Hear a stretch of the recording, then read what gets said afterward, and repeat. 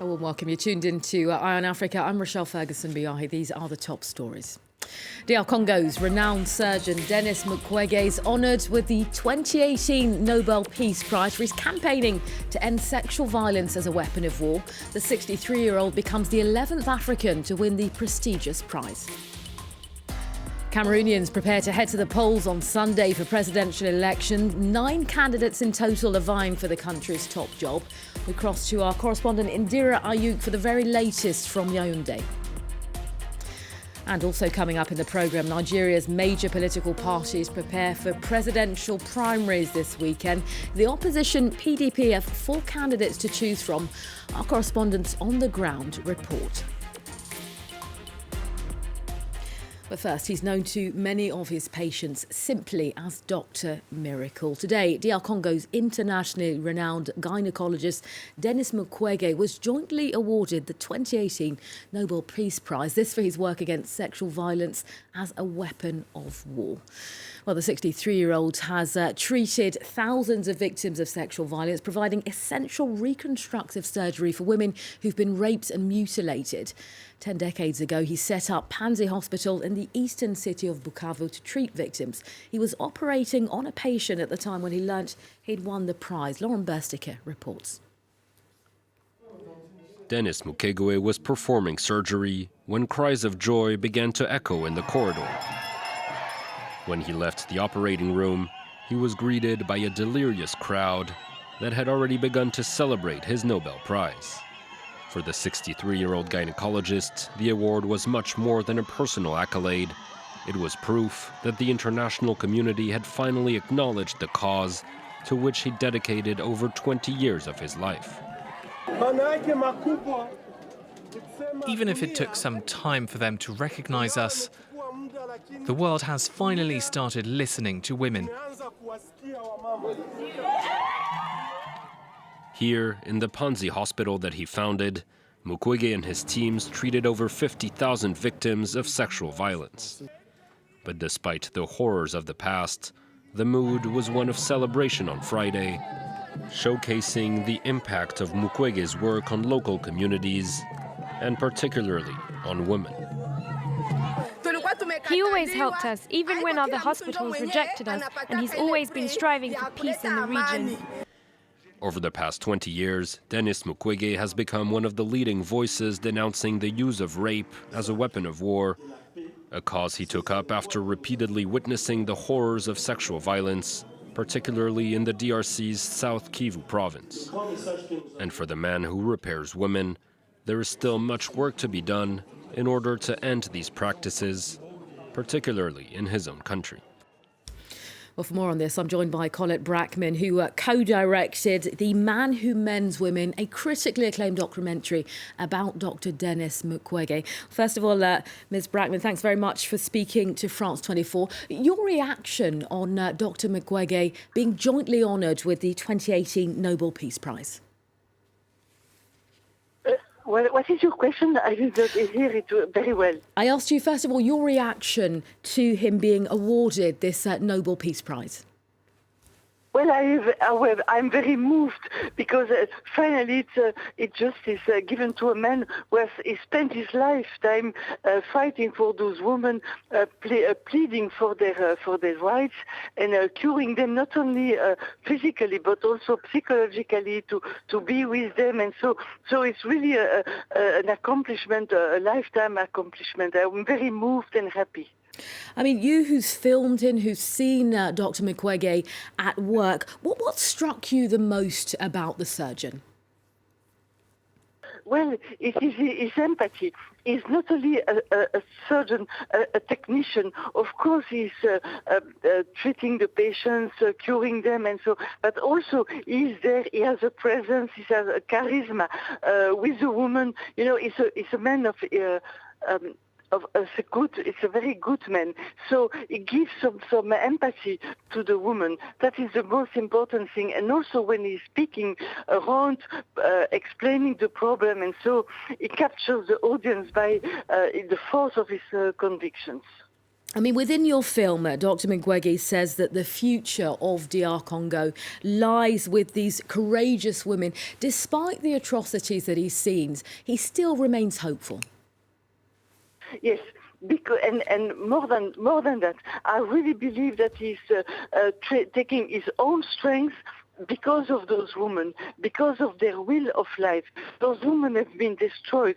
They suffered the most terrible things, attempts to their life, to their body, to their mind, and so humiliation. And still they keep on. They want to stand up to keep their family, and so. And the doctor used to say, "I take my force and my courage out of those women. They give me the strength to go on," which is a very, very powerful message. And just a final question: as a filmmaker, what inspired you to want to tell this story?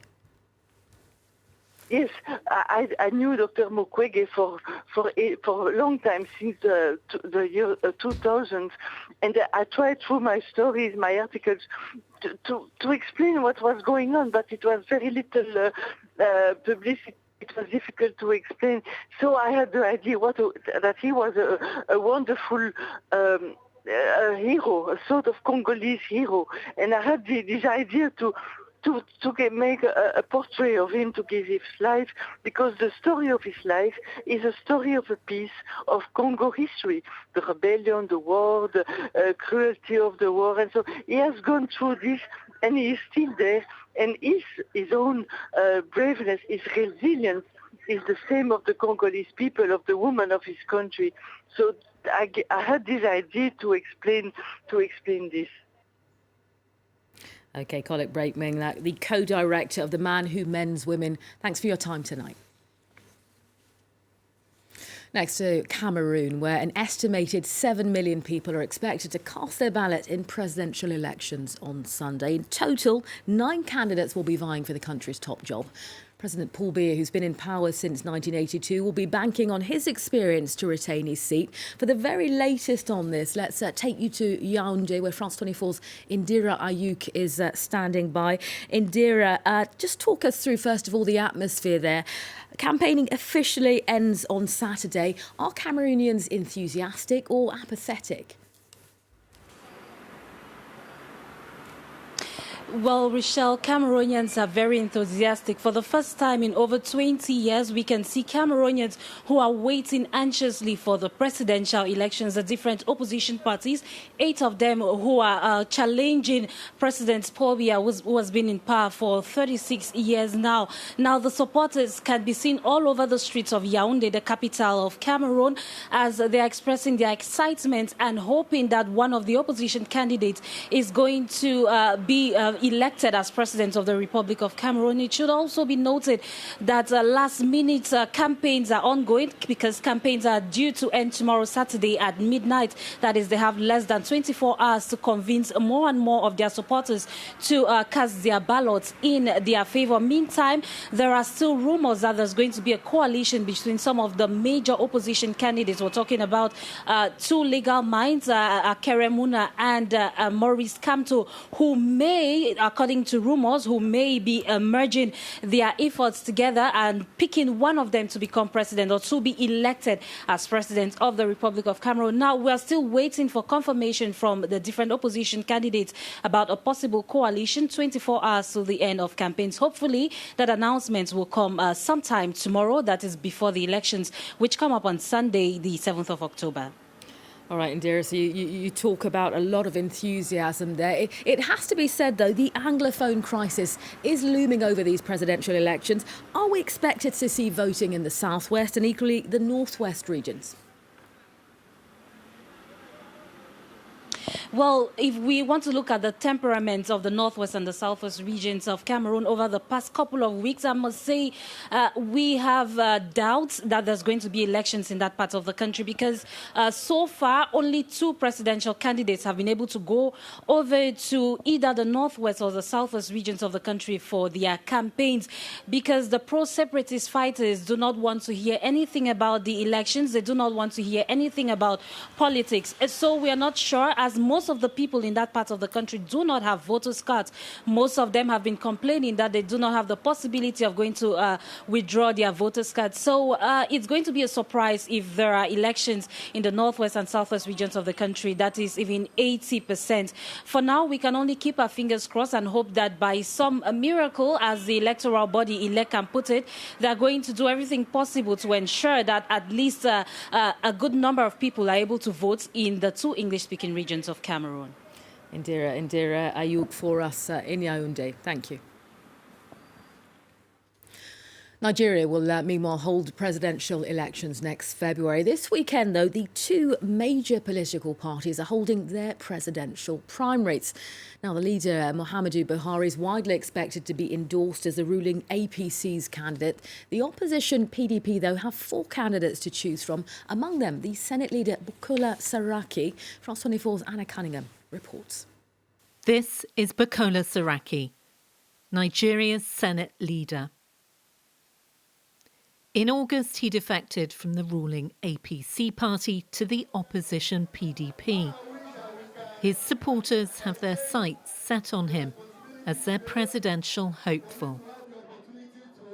Being the president that when he stands and you look, I am proud, that is my president. Being the president that will talk, because today, to create jobs, it is not government. It is the private sector that can create wealth. But to do that, you must talk their language. In 2015, the former military ruler Muhammadu Buhari, who once took power in a coup, became the democratically elected president, ousting the People's Democratic Party, who had ruled since 1999. But Buhari's party has been dogged by defections in protest at his leadership style. But the APC don't believe Saraki is a real threat. Anybody that knows Saraki knows him with his ambition. He's fueled every day by his ambition, not by the interests of Nigerians or even the interests of the people of Kwara State, where he comes from. So we are not, but we are used to this kind of politicians. They are called bread and butter politicians. Saraki has long been seen as ambitious, with his sights set on Nigeria's top job. But his prominent rise over 17 years as presidential aide, governor, senator and now Senate president has been hit by allegations of corruption, which he denies. Today, out of the aspirants that have come out, I believe that my track record has shown that I have the capacity, I have the ability, I'm bold, I'm courageous, I can stand for the right thing. But for all his talk, Saraki has to defeat some political heavyweights first, including former Vice President Atiku Abubakar, former Kano Governor Rabiu Kwankwaso, and the Sokoto Governor Aminu Tambuwal. Well, just to remind you, Iron Africa team will be back in 45 minutes' time. Up next, though, Thomas Waterhouse is here with more international headlines. Stay tuned.